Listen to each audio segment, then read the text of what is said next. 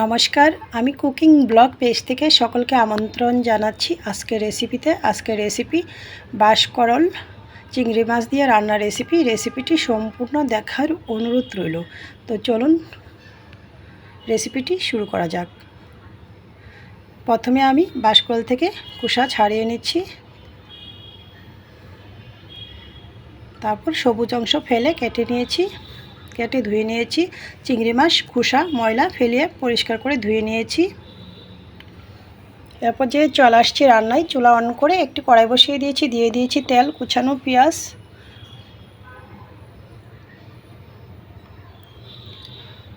পেঁয়াজটা brown colour হওয়ার পর দিয়ে দিয়েছি পরিমাণ মতো পেঁয়াজ রসুন আদা বাটা, সামান্য জল মশলা কষানোর জন্য, দিয়ে দিয়েছি পরিমাণ মতো হলুদ গুঁড়া, স্বাদ মতো লঙ্কার গুঁড়া, ধনিয়ার গুঁড়া, জিরার গুঁড়া, স্বাদ মতো লবণ। নাড়াচাড়া করে মশলা কষিয়ে নেব।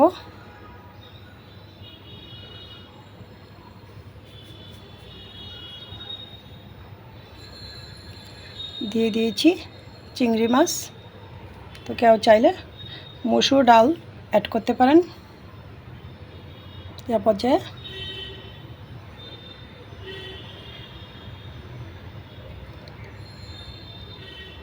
দিয়ে দিয়েছি বাঁশকরল।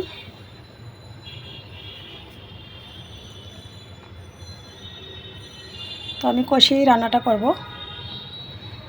কেউ চাইলে বাঁশকরলটা বাপিয়েও নিতে পারেন, অথবা চিংড়ি শুটকি দিয়েও রান্নাটা করে নিতে পারেন মসুর ডাল দিয়ে, সেম প্রসেসে। বাঁশকরল কষানো হয়ে গিয়েছে। এই পর্যায়ে আমি দিয়ে দিয়েছি পরিমাণ মতো ঝোল।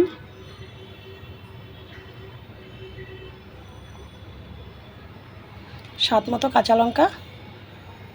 চুলার আঁচ কমিয়ে বেশ খানিকক্ষণ রান্না করে নেব।